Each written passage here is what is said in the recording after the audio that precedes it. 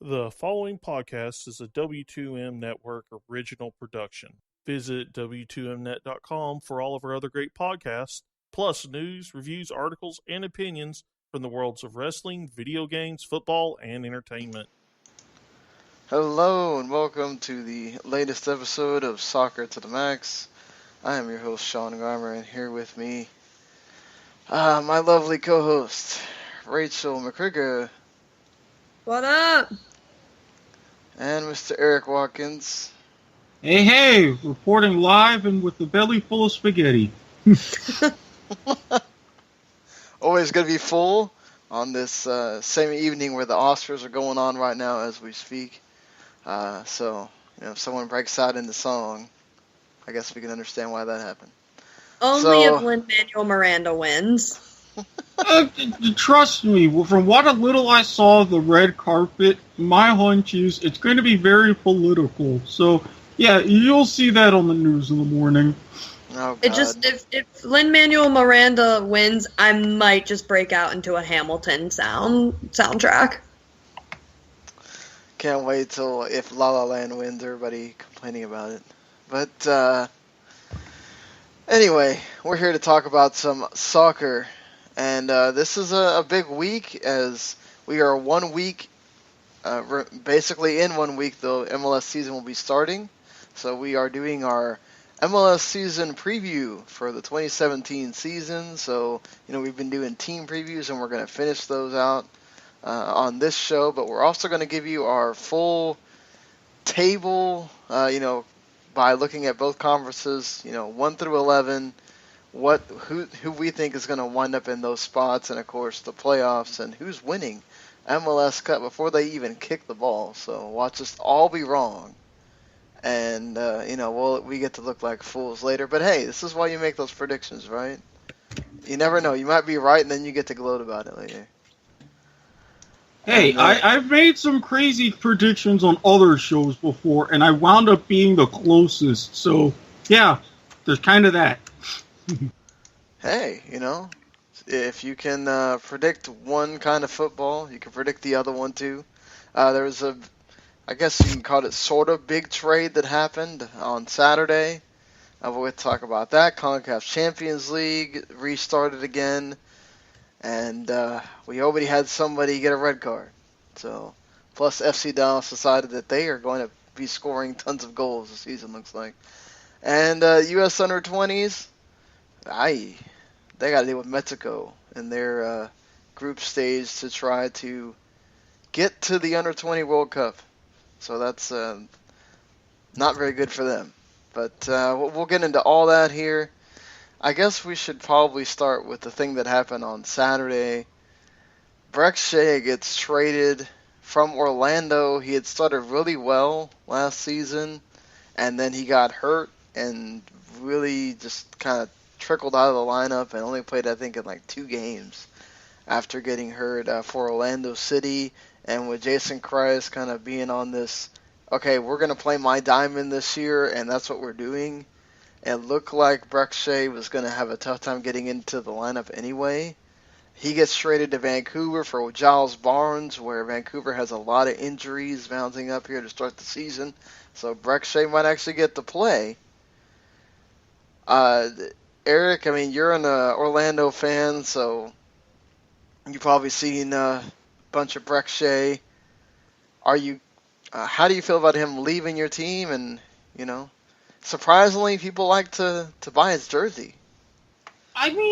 He had an opportunity to be one of those first really cornerstone players of the franchise, and that's why the injury was extremely disheartening. And I would have liked to see him get a little bit of a revival because of the fan support. He was a tremendous player, but at the end, especially in Orlando, they recognize it's a business. I'm sad to see him go, but I really don't want the trade to be in vain for his sake. And if he dons the Rain jersey, I'm not going to feel terrible. But then if he tears it up and makes our lives miserable, then I'm going to be kind of pissed off. Rachael, you had to you're covering Vancouver for the last of the team previews here. now having him come into that squad, what do you think he brings? I mean, they had a lot of problems on their defense last year, so if he can stay healthy, Vancouver's going to be a team to beat. They just got like a ton of new players. They just drafted a couple. They did not do as well as they did 2 years ago, and I think that really, really hit them this last season. And so now their team's trying to rebuild, and Brek Shea, I think it's a great start. Sorry, Erik, that he's gone, but I don't really like giving up Giles Barnes for him, though. Were you excited to? I've been seeing people talk about Giles Barnes is now the Fabian Espindola of Jason Kreis's team.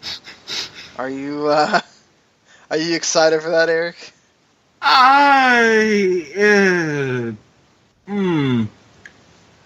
That saying, I'll believe it when I see it. And as I mentioned, yes, Jason Kreis has a full off season of knowing what he's doing. I'm going to hold my breath. I'm really going to hold my breath. Doesn't sound convincing. No, for good reason. But benefit of the doubt. So why don't you like the Giles Barnes move then? Well, because again, even with the diamond formation, I'm sure Brek Shea would have been able to adapt at quite a few of those places along, especially the back four, because he was coming off of injury. Yes, he did only play 2 games, as you mentioned, but he's very easily going with the flow. Look at what happened even in the Adrian Heath era, as underrated as I'll say it that was. And it's like, not giving a guy a second chance when you're still in the process of fully evaluating what you have and even how you ended last season, I think it's a little premature to pull the trigger. You said you didn't like it for Vancouver, Rachel. Why not? I just don't like giving up Giles Barnes. I think he's a really good player. Granted, they've got a Kendall Watson, and he's, he can easily take over the void. But he didn't really have enough time in Vancouver, and the time that he did have in Vancouver, he didn't do a bad job. Look at all that he did in Houston too. He did a great job in Houston. I never understood why Houston got rid of him, but I don't think he had enough time in Vancouver. He was never really tested.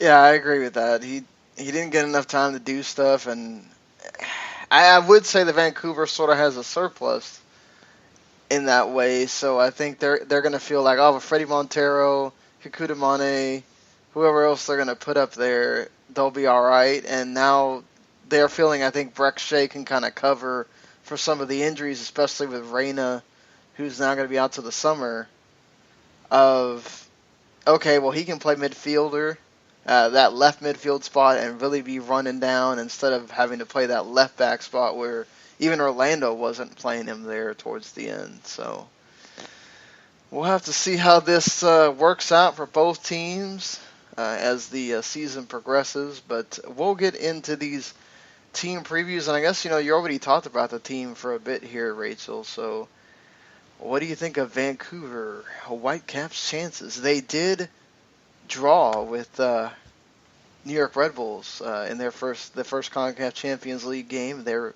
now leading on away goals, but they'll be down a player as Christian Teixeira got a nasty kick to the groin of a player and got a red card. So, but what do you think of their chances in the season? I think they're good because, like I said earlier, Brek Shea coming back is definitely a big boost. I think that getting Freddie Montero is a big boost. They signed another defender, Jake Nerwinski. He went to the University of Connecticut, and I think he is a good pick. They got him in the super draft with their 7th overall pick. I think he's a really good pick for them. They needed a new back.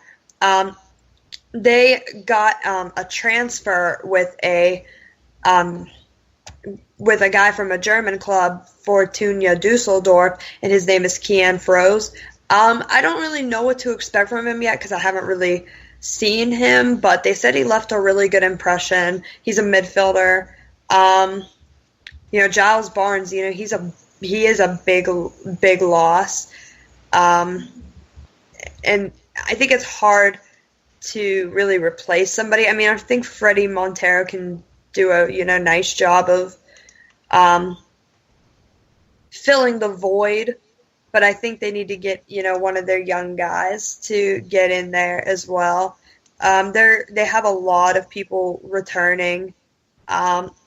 They've got Blas Perez who's gone. Pedro Morales said he wasn't returning to the club. They had a lot of holes to fill, but I think they did it well. I think they did it well with their signing, and honestly, I could see them making the playoffs. I don't know how the run would go, but I would love to see a Vancouver-Seattle matchup in the playoffs. That's going to be good with the rivalry in the Cascadia, and I think the Whitecaps in good position already to be one of the. It looks like FC Dallas are pretty much going to make it, so one of the two MLS teams to progress, and it's all still open there for them. But I mean, now adding Brek Shea, adding that the more attacking talent, it's going to be interesting for Vancouver going forward.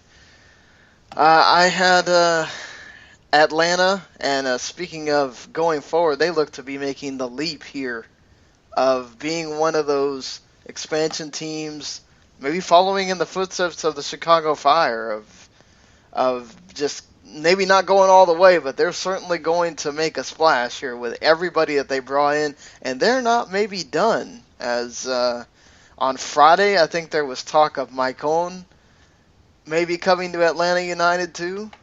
So, throw that in with everybody else that they sat here and brought in what's going to be their freshman season in MLS, with, of course, the Miguel Almiron signing is the big one that everybody's been talking about, Carlos Carmona, and, a few, Kenwin Jones in there. So, attacking-wise, and they've already scored bunches of goals in the preseason, I want to watch out for Atlanta as far as if I'm any kind of whatever team I'm playing, ouch, watch out. I think they might have some questions in defense. Having Michael Parkhurst is going to be a solid captain for them, and kind of rock in that defensive line. But is everybody there together going to be fast enough to be able to compete with the speed of what we can see in MLS with some of these terrific players on the front lines? That's my only question for Atlanta.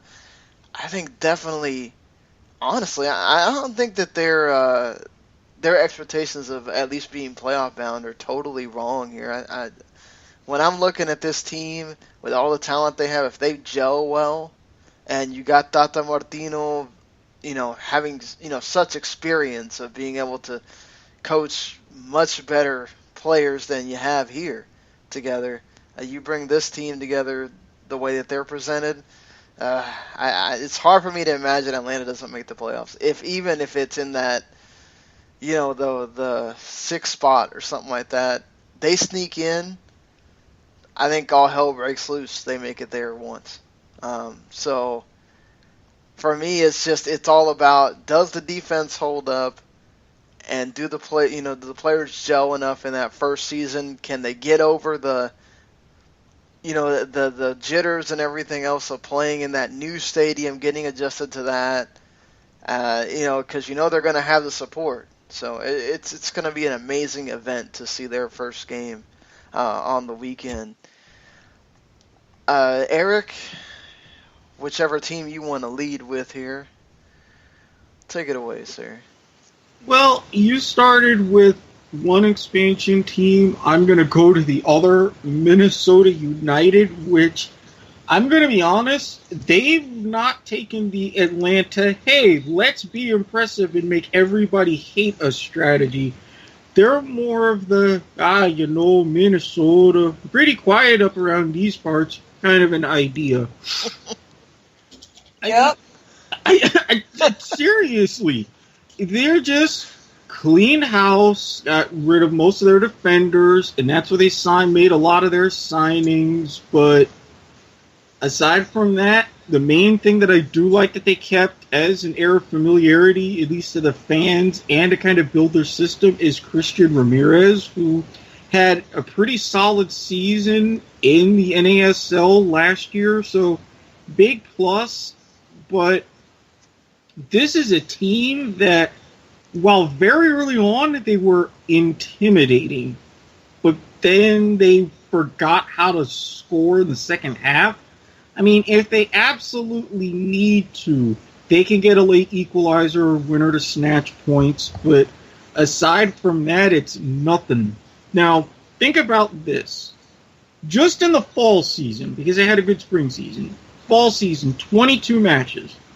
They went on to win, they won, or earned points, rather, 5 in their first 6, winning 3. The rest of that fall season, 16 matches, they only won 3. And in 22 matches, or rather 11, didn't win any on the road. Big problem.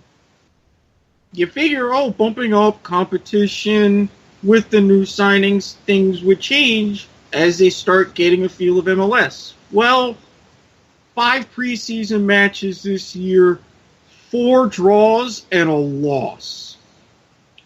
I'm not holding out too much hope, but they can get a good foothold going into 18 and moving forward. But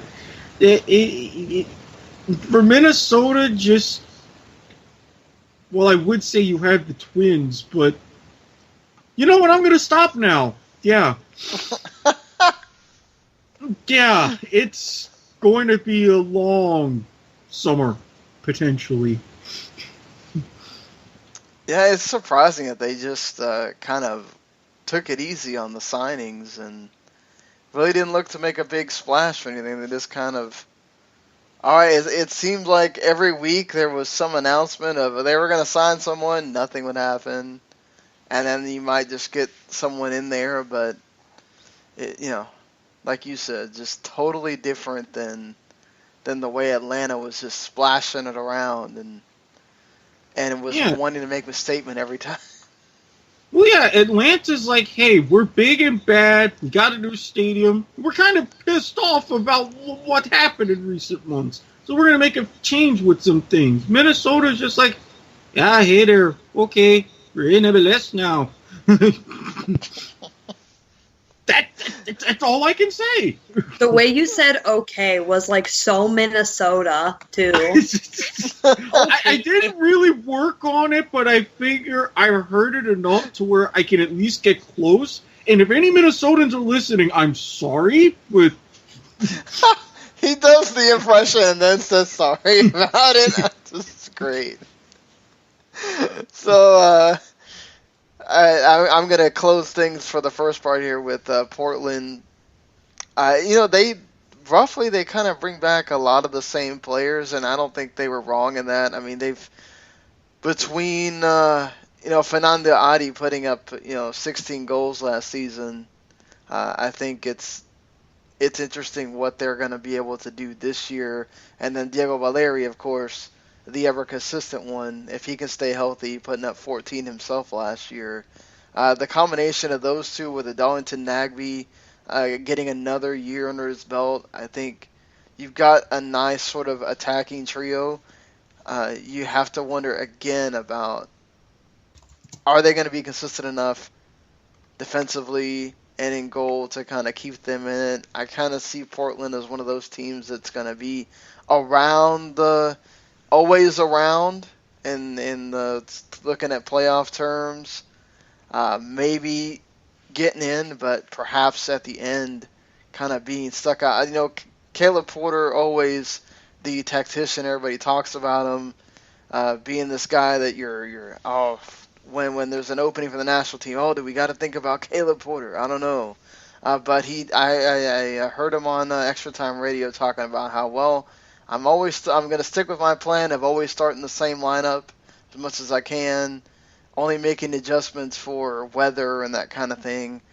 And I think while it's all well and good, I wonder sometimes if you stick too much to your guns, if it's your downfall for him, of not wanting to tinker, not tinkering enough, not making sure you're looking at the players that are in form and everything. So, look, this dude knows what he's doing. I'm not going to sit there and try to act like I'm a coach or anything, but I do have some questions about if Portland's going to be there at the end making a fuss or not. So, moving on from talking about teams for a second, before we get into actually counting down who's going to be in what spot and everything. I don't know if you guys, I haven't really been able to watch much of this because I recently found out that they were on, you could actually watch the games on Facebook. I thought you'd have to have the Windies from the Borders Network, which I don't have personally, but the U.S., they lose that first game, the under-20s now, they lose to Panama, they win the other two, and then they get into qualifying the second group stage of Mexico and El Salvador. Now, technically, all they have to do is beat El Salvador and hope Mexico beats El Salvador to get into the under-20 World Cup with their first game being against Mexico. But do you worry a little bit about this U.S. team making it? Go ahead, Erik. I was going to say, I worry about it a teeny bit, but this also shows kind of really where we can head towards the future. As long as we can at least salvage a draw against Mexico, I think we'll be fine. Now, granted, that can be a bit of a tough ask, but I think we'll be fine. What do you think, Rachel? Well, I think you said we need a win and then we need Mexico to win, right? Yeah, I mean, you can draw with Mexico, but say you do lose to Mexico, all you have to do is get Mexico to beat El Salvador and you're good. And I don't think that'll be a problem. I mean, I really don't worry because if it really relies, I think they can get the job done against El Salvador, but either way, I think Mexico can also get the job done against El Salvador. That's kind of sad that we're having to hope for another team to beat someone so we can get in, but tournaments make strange bedfellows. I've been through this a lot. Oh my gosh. Oh, so, in brighter news, Rachel, I'm sure that you probably heard of this already, but I remember watching him in these World Cups for Japan, and he was always one of the guys to look out for on those teams. He didn't do a whole lot for AC Milan, but Milan might be in a position where they might have to release Keisuke Honda, and he could be headed to the Sounders. Yep. Yeah, buddy. You talk about getting one hell of a player for Seattle as far as bringing something awesome to that team right there. Have you seen him much? I don't know if... I haven't really seen him much, but I've been reading about the talks and stuff, and from what everyone's, writing about it, I wouldn't mind that move. I think it'd be nice. So I think, Erik, do you have anything you want to say or anything like that? Before we... seeing him play not just in the World Cup in Japan, but back when I was able to watch highlights of the Japanese league back in the day, I always knew Honda was a beast. And if this can get done, especially with the welcoming arms of the Pacific Northwest, especially a place like Seattle, Honda can go to, I think not only he would flourish, and best team in MLS potentially getting better, that would just be huge all around. I don't think Rachel's going to complain too much about that. So. Nope. Anything Rach- helps. Oh yeah, sure. I mean, he don't think that he plays in the same spot as Dempsey, but again, it helps so that Dempsey doesn't have to have so much pressure on him, and Right. guy The you can last stick in the there. Sounders need is for Dempsey to be overworked. Yeah, take a little pressure off. Maybe have like a 1-2 punch of some sort. Oh boy. Yeah, I mean, certainly with all what they have up there, it's like you said, if he flourishes, he could really be one of those players you're talking about for this. Whenever he may not come till the summer, but still could prove vital later on. And Rachel, why don't you finish this off on your end with the season previews? Talking about NYCFC. Oh, good old New York, New York. They, my question for New York City FC isn't really a signing thing, and I probably know the answer to this, but what in the world happened to Mick Diskerud? I mean, he came there, he played a few matches, and then fell off the face of the earth, it seems. They never really gave a clear explanation, but he wasn't performing his best, so that's probably why. But they did sign themselves midfielder in John Surtzer. They also signed Rodney Wallace to a deal. Excuse me.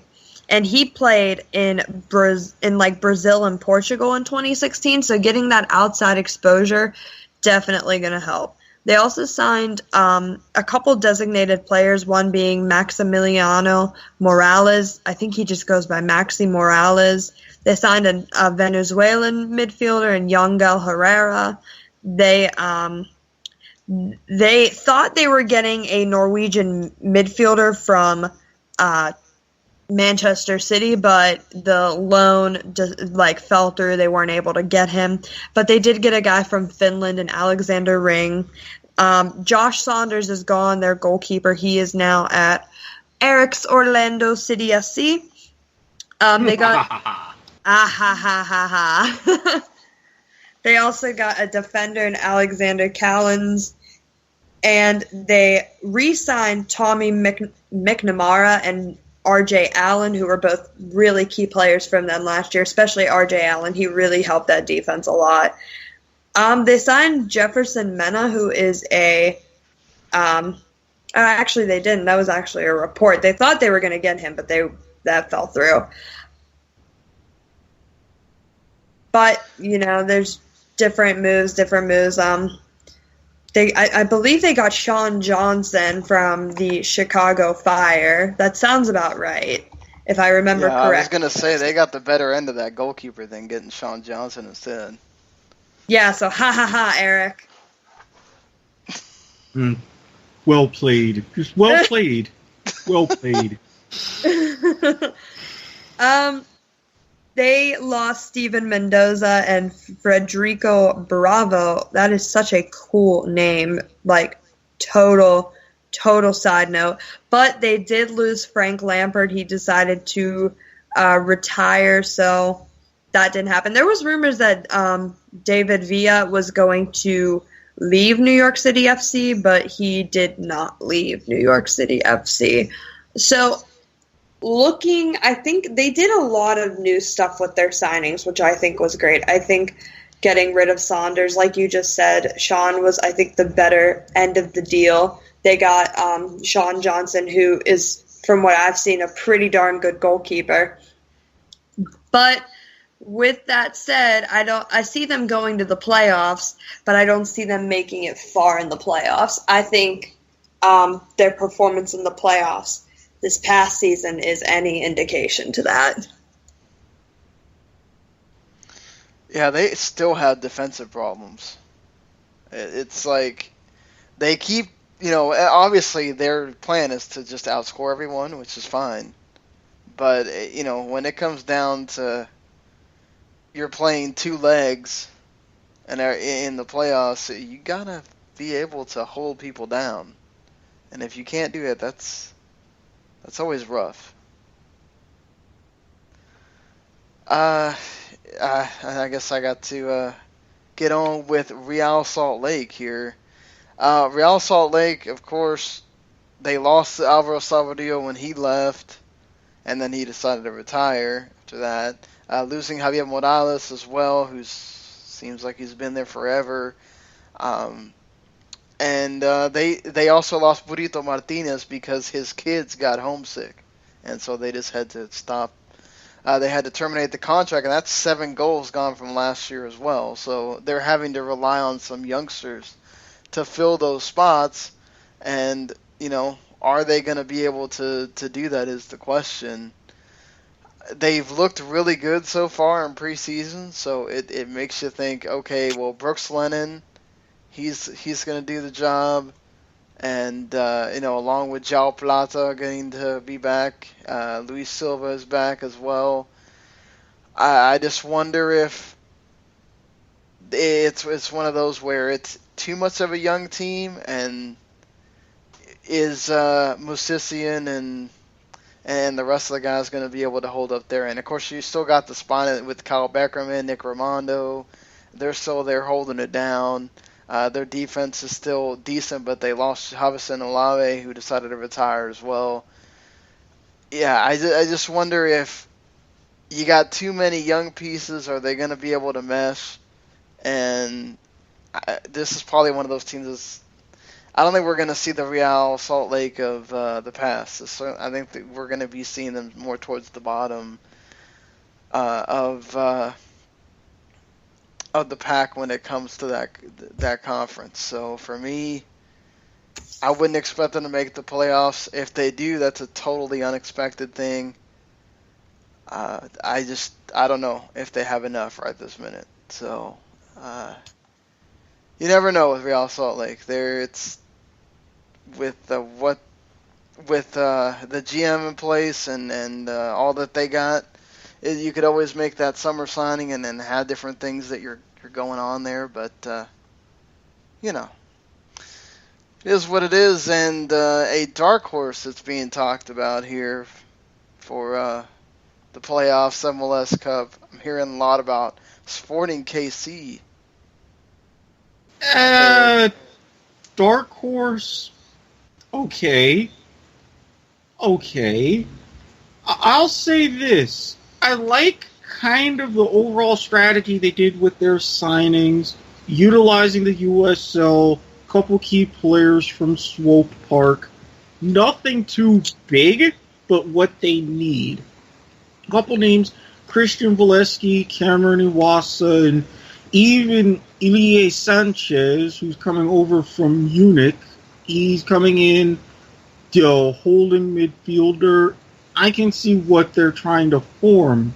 And really, getting rid of a lot of guys who didn't play a lot of minutes anyways, yes, that's smart. You can kind of keep what you got, build what you need. But the reason why I'm kind of skeptical is this was a team that was pretty mediocre last year. Yes, they had above average defense. Yes, they could pass the ball above average in terms of assists, but third worst scoring in the league, despite the fact that you were second in the most number of corner kicks taken. Yeah, getting into the box and being able to convert that way is one thing, but you still have to get to the box. And they, like Minnesota, didn't really score in the second half. 13 losses, shut out 8 times. So if you are an opponent and you're playing SKC, if you're level at the half or even if you're up, odds are that result's not going to change. I mean, yes, they have room to improve. I'll see a little bit more and kind of confer to the dark horse, but they finished essentially 500 last year. From how they're playing, I see about the same, maybe a little bit better, but that just puts them on the playoff bubble. So, at least they're on the bubble and not way far out there. So. This is true. Being on the bubble isn't a terrible thing. Hey, at least, there's can't be any worse than the March Madness teams on the bubble. When I can't believe we're about to be talking about that pretty soon. It feels. Well, hey, for Kansas City, you've got the Royals and you've got some good barbecue. So there are things that you can at least have your mind on if things don't go so well. That is true. So the last thing we got to do, guys, the hardest thing we got to do, probably all season, honestly, is to do this prediction rigmarole here of trying to figure out who's going to be 1 to 11 in each conference, and then the worst part, going through there to the playoffs and who's going to win MLS Cup. So, I should have had us draw straws, but I didn't. Not it. Erik, start us off. Go. Okay, go ahead. I'll go. It's ladies first anyway. I mean, yeah. Sorry. For real. Where are I you, did not. My manners are terrible. I'm sorry. Jeez. I had my celebrations and recognizing femininity off there. That counts. My daughter was just in here. She'd be ashamed. All right, let's do this. Does it matter which one I start with? Yeah, we'll just all start in the same conference and move on to the other one. So whatever one you want to start with there. All right, well, let's go with the Eastern Conference first because we're all East Coasters for the most part. So should I go from 11 to 1 or from 1 to 11? 11 to 1, probably easier. Okay, I don't know how popular these picks are going to be, so my friends, I am so sorry for this. So hashtag sorry, not sorry. But at 11, I have the New England Revolution. At 10, I have the Chicago Fire, just because I feel so bad for them always being last, so let's give them at least second to last. At number 9, I have the Montreal Impact. At 8, I have Orlando City SC. I really like the signing of Jonathan Spector, and I really like their offseason moves, and I think bringing in Giles Barnes is going to help. But I don't know. I'm sorry, Erik. Really? 7. Really? You couldn't even... Damn. Really? Sorry. At No. 7, I have the Columbus Crew. I see them... I mean, I think I could interchangeably do 7 and 8, Orlando and Columbus, but either way, I don't think either of them are making the playoffs. Now, 6 through 1, the playoff teams. At 6, I have New York City FC. At 5, I have the New York Red Bulls. They're so used to being at number 1, but I think losing Dax McCarthy is really going to affect them. At 4, I have the Philadelphia Union because I like the fact that they have Alejandro Bedoya and a couple big names. I think, a lot of their players came in during the international period and the summer break and the summer transfer period, and I don't think they really got all cylinders clicking. I think they could have made it further in the playoffs. They just got matched up with the wrong team at the wrong time, i.e. Toronto. So at 3, I have Atlanta United because, Sean alluded to earlier, they've made a lot of really good signings, and they've really made a splash into the league thus far, and it's only preseason. At 2, I got to go with DC United. I see them making another big wave. I like that they re-signed Patrick Mullins. I think he's a good player, and I think he's definitely going to be used more. And at 1, I have Toronto FC, and I have them because they have so many good players, and they re-signed a lot of good players. If Clint Irwin, Toussaint Ricketts, Michael Bradley, Josie Altidore, Sebastian Giovinco, all of those guys stay healthy, there's no reason why they can't make another run for the MLS Cup. Yeah, certainly. They could be supporter shield running in as well. They added Victor Vasquez to play their number 10 role, which is what Josie Altidore said they really needed going into this year. So if he pans out as well, good Lord. Talk about what Toronto's got up there. I'm going to go, it's going to sort of look similar to Rachel's in certain ways and not similar in others. I think number 11, I got to agree, New England Revolution. I don't know. I wonder sometimes if Jay Heaps just barely escaped not getting fired. And I don't know that they did anything to really, at least off-season wise. Let's see if their play on the field is any better. But, talk about the hot seat might certainly be there if New England start to peter out really quick.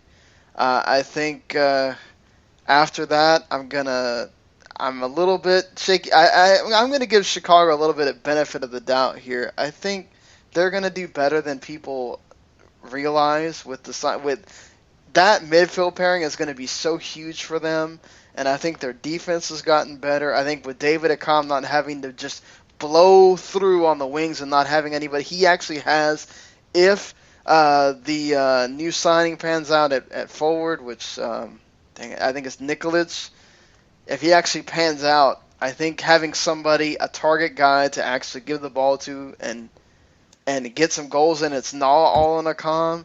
I think that's going to provide things going well for them. So I'm going to say Columbus for me I didn't feel like they did much to really improve themselves, and I think they're going to get worse even for this season. So I've got them at 10. I think I'm going to go with I wonder if Orlando is really going to play this well in their first season. They got rid of some of the sort of dead weight on the roster, but it's still there. I mean, you still got some DPs that are playing in Orlando too, for God's sakes. I mean, what does that say about your team? Hopefully Kaká still plays in semblance of the Kaká role. I wonder if he's going to fit in well with the Jason Christ, diamond and everything. I'm going to go with, after that, Montreal, and then I think rounding out what am I looking at here? I think I'm going to give Chicago the sort of that spot right below around at 6. Why did I stop counting? This is what happens. I should have kept counting. Now I have to go backwards. I should have wrote this down. This is bad. I'm sorry, guys. This is terrible radio. So crap. Okay, I had New England, Columbus, Orlando, Montreal, Chicago. So that's 5. Which is the last one not making the playoffs here that I had? I can't think right now. So, jeez. Yeah. So, going after that, I'm gonna have Philadelphia. Go ahead, Eric. I'm totally discombobulated right now. The kid just came in here and is making a mess, and I'm distracted. Well, that's okay, because I had time to kind of reassemble and make some changes with mine too. I mean, I agree with what New England's done, and I'm going to disagree with the fact that normally anybody in the top brass would be on the hot seat, but as I mentioned in the preview, ownership has been called out for not caring, and I think this kind of proves it. So they're going to be in the cellar. I'm not necessarily as high on Columbus or Chicago, but I'm going to give them a little bit of a benefit of the doubt. I've got Columbus 10, Chicago 9. I could be wrong on those, and I think if anybody would surprise me from the bottom 3, it would be Chicago. Now, for my next really 4, I kind of struggled, but I think not just a combination of off-season signing, preseason form, but how much of a hangover there is from last season to this season and how management's treated it. I see Montreal kind of going a bit of a collapse. I have them falling to 8th. I know I said that they would do a little bit better and they would be one of those bubble teams, but now I'm not so sure. And I have the Red Bulls right ahead of them at 7th. Kind of similar reasons. There's question marks that I really can't figure out about those two teams. Now, for my next teams, yes, I'm going to add a teeny bit of bias. Philadelphia 6, Orlando 5. Orlando ahead on tiebreakers because these two teams kind of on par. And again, I'm putting trust and faith in Jason Christ to know what he's doing. It hasn't paid off yet, but keeping hope alive. And for their credit, NYCFC spending like they're number one, signing like they're number one, playing in Yankee Stadium like they're number one, but they're not gonna. I don't have them off as bad as I should, but having them fourth, not so bad. DC United, another team that I mentioned in the preview, they could just blow anybody out of the arena, but I think petering out mainly because I don't know if they have their discipline issues under control just yet. I have them as third. And Atlanta, because you can't win everything right away, I'm going to give them the first round bye at 2. But right now, Toronto, they're going to be motivated. Big signings are like, these are the pieces we need to actually hold up the trophy. So, yeah, I could put them in position with a supporter shield too and give them best in the East. Yeah, okay, now that I've actually gotten time to sit here and write everything out, and there's not things being destroyed where I'm at here. 11 New England, 10 Columbus, 9 Orlando, Montreal in 8th. Chicago I'm going to have just out at the 7th spot. I'm going to have the New York Red Bulls with all the misfortunes going on in the offseason, dropping all the way down to 6th, but they still make the playoffs. I think, as long as they don't have, like, Bradley White Phillips get hurt or something, I think they'll be okay. My problem is still who the hell is going to score besides Bradley. I mean, they've been fine with Bradley White Phillips being the only guy that really scores. Verone has looked better in preseason, but he didn't. That pairing didn't work last year. Maybe with a full off season of being together and everything, it pans out better for them. But right now, I had them dropping that low. Philadelphia in 5th with all the signings. I think they're going to do better than last year. Atlanta, you know what? I'm not going to be so crazy and go, oh my God, Atlanta's going way up there. I think they'll finish in a modest 4th spot. NYC, I think even though they got the defensive problems, they just got way too much firepower. And, in the regular season, you can kind of get away with the whole outscoring people. I'm going to put them in 3rd. DC in 2nd, and I'm going to agree with you guys. Toronto's got way too much. If everybody stays healthy, I don't know how they are not in contention for running away with the entire league at this point. So, Rachel, time to go to the West. To the West we go, and we're going way west and way south at number 11. Sorry, Houston, I got you at 11. Number 10, I've got the Portland Timbers. At 9, just like Erik said, I haven't been impressed with Minnesota United. Their 2-0 loss to San Antonio FC really put me set at them going at number 9. I got the San Jose Earthquakes at 8. I don't really believe in their offense, but I believe in their defense, and I definitely believe in David Bingham. I think he's a really good goalkeeper, and I think he needs to get more looks at by Bruce Arena and the national team. 7, I have Sporting KC. I like Dom Dwyer. I like Graham Zusi. Not necessarily Graham Zusi at right back, but I like Graham Zusi. I like Beasler, but I see them missing out on the playoffs, especially since, there is a lot of injuries going on. I see for playoffs, Vancouver taking 6. LA, I wanted to have LA and Sporting KC switch, but LA is too powerful. They've got so many good players. The reason I had a bit of doubt and the reason why I have them so low in the playoff seeding is because of the new coach, but I think the talent makes up for it. FC Dallas, Sean, I got your guys going at number 4. Real Salt Lake, I probably have the unpopular opinion here between the three of us, but I have them at 3.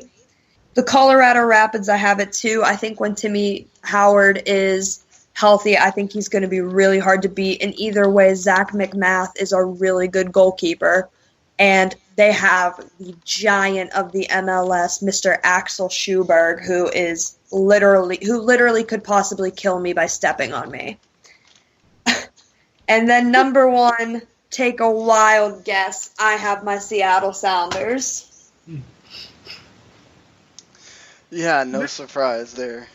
Yeah, I'm sensing a pattern here. Gee, I don't know why. Go ahead, Erik. Well, as I said, oh yeah, hey there, we got spring training too, don't you know? How's Bauer? That's going to be the dominant talk in the Twin Cities, because I'm sorry, Minnesota. As much as I love you, as much as I love your accent, in a word, no. I have you at 11th. Just no. No. Simple as that. I got Houston faring a little bit better at 10th, partly by default, and that's because, really, what all have you done to convince me otherwise? San Jose, again, they haven't done much to convince me otherwise, and I had them hovering near the cellar, but I think they can do a little bit better at 9th. And as much as the Cascadians are going to hate me, yeah, Portland, I love you a little bit, but 8th place seems just about right in my eyes. Sporting Kansas City, I said that they would be closer to 7th. I've got them 7th. RSL, barely by a hair. They're 6th. Vancouver, a lot less dysfunction. Big, semi-quasi-blockbuster trade here just before the season kicks off. You want to call it that way. I got you 5. I do agree at FC Dallas, I think, with what you put together, even though you're not going to have the same magic you did last season, 4th spot is good. Colorado, Romanian yellow jerseys and all, Sean. With Tim Howard, with the air, very good atmosphere, going to be hard to beat. I got 3. Now, of course, yes, I am going to say Seattle at number 1, but you notice one team that I didn't mention. It's one of those partly out of nowhere, partly you can expect it, partly you're going to wonder what's going on, partly you're going to wonder how to stop them. For some reason, I have the Galaxy at 2. Call me nuts, but something big could potentially be in the air at the StubHub Center. So while nobody's really going to measure to what the Sounders have got, Gangrene's going to take it. The Galaxy aren't a name that they don't stay away for too long. Yeah, you're totally right about that. It's really hard not to see them be back into the glory days that quick. I'm going to go with, of course, Minnesota at 11, Houston at 10, Portland, I got them at 9, kind of stayed pat, and I think that's what they're going to go. I'm going to say RSL, even with the youngsters up front, they still got the spine. I'm going to get them at 8. I like what San Jose's been doing. I'm going to put them at 7, just barely missing out. I got Sporting Kansas City making it at 6th. Vancouver, with the additions they've made, I think they make the playoffs now in 5th. Colorado, 4th. LA, you mentioned they're going to be making that splash, I think, with all the signings they got. They even got guys to replace injured people that are probably going to miss a little bit. I'm going to say they're in 3rd. FC Dallas, with the signings they've made, already looking good. to start the season, and I think they're just going to keep doing what they were doing last year. And second, and Seattle in first. So moving on. Okay, so it's a one-shot game, right, for the knockouts? Is that how this works?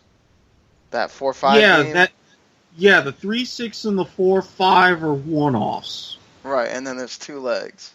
Mm-hmm. So, all right, go through your Eastern Conference playoffs, Rachel. My Eastern Conference playoffs. Let's see what we've got. I would love to see the 2 New Yorks go head-to-head. I don't think that's going to happen. Atlanta and New York City FC would play. I see Atlanta winning. Philly and New York Red Bulls would play. I could see Philadelphia squeaking away with the win.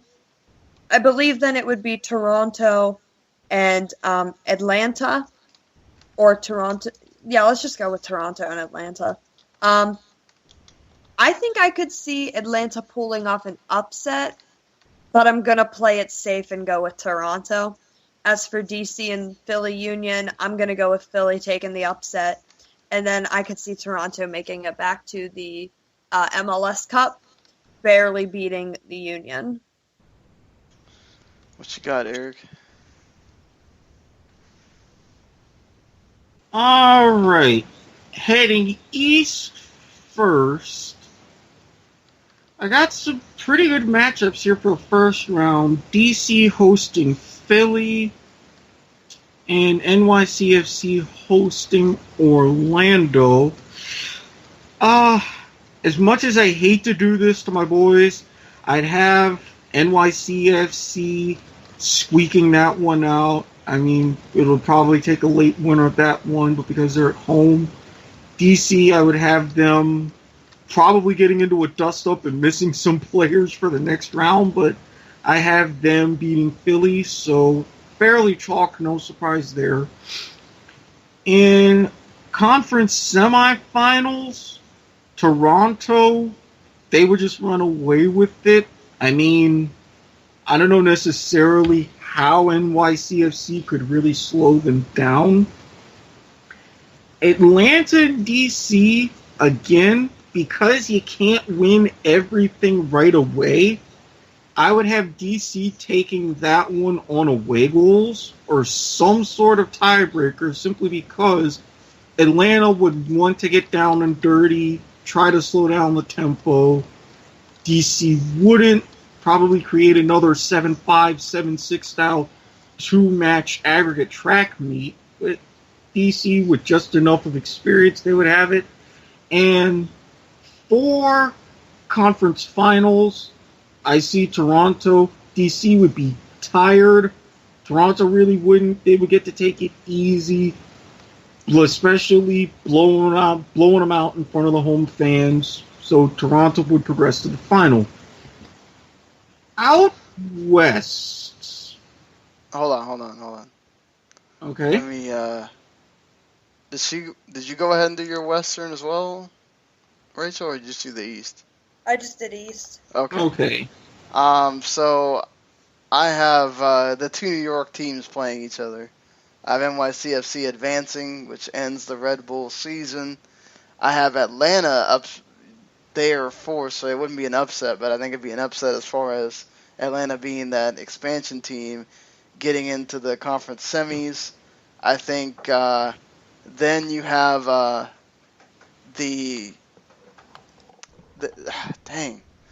so then you have Atlanta playing Toronto. I think Toronto's beating Atlanta there. I think DC is going to beat NYC. You got the two top seeds playing each other, and I think Toronto makes it to the Eastern Conference. Or to the final again.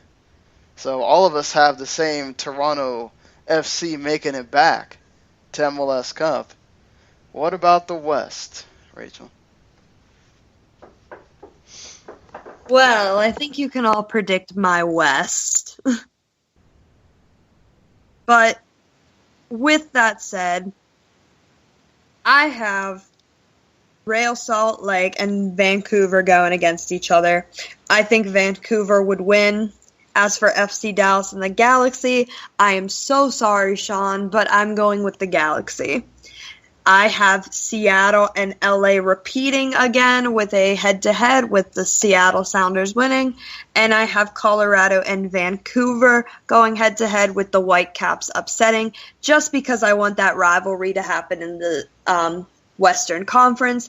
But of course, as they always do, my Sounders are gonna win. Plain and simple, pretty short. Go Sounders. Do you have the Sounders winning overall again? Repeating? Oh, yeah. Oh, yes. Oh, wow. Okay. So, repeat of MLS Cup final, and Seattle wins again. What do you think, Erik? I have to agree on part of that sentiment. I'll let you know which part just in a bit. But for my playoffs, I got a little bit of a Rocky Mountain derby, Colorado and Real Salt Lake.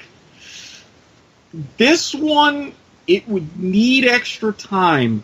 And again, this is where I hate to do this to the Rapids, but I think if that match goes really deep, which it will, I think Salt Lake would find just the edge and create a fairly significant upset.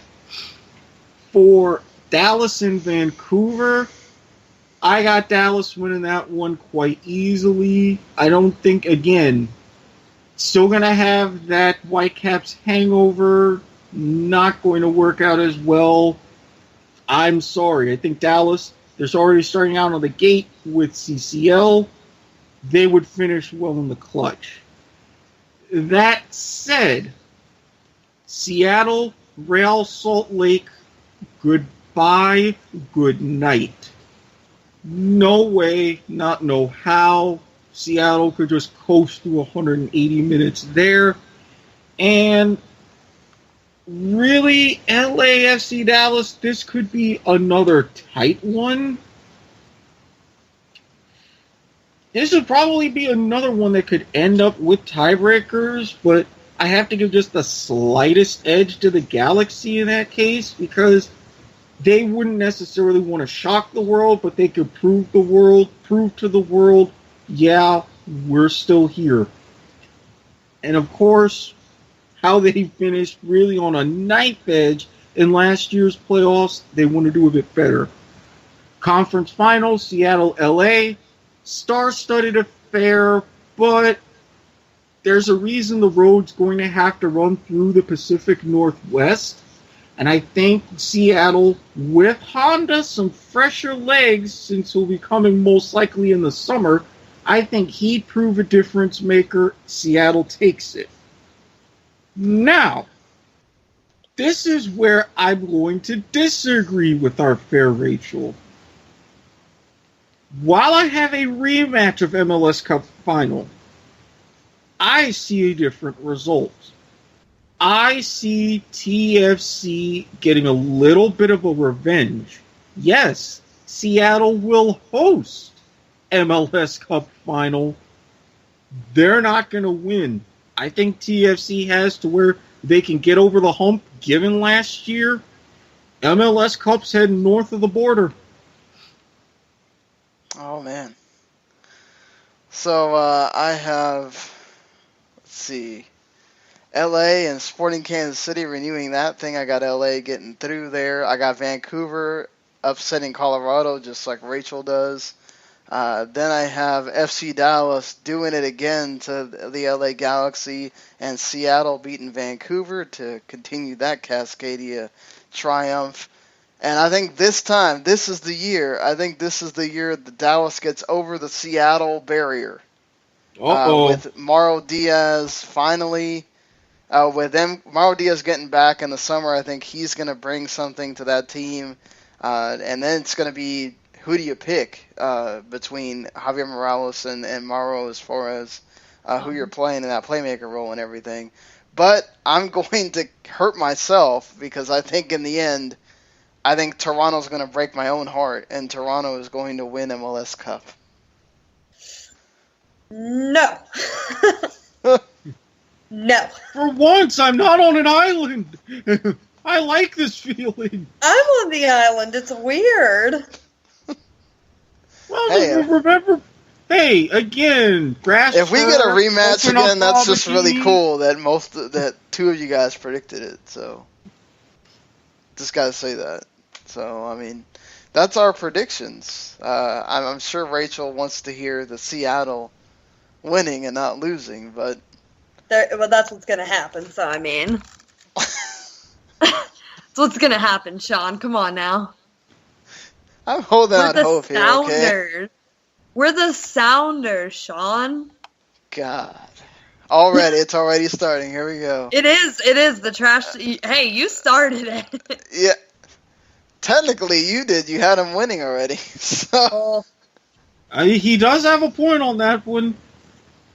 All right, Peanut Gallery. Look, I have them getting there too. It's like, no. You know me, and you know how I'm all for revenge, especially in the sweetest moments.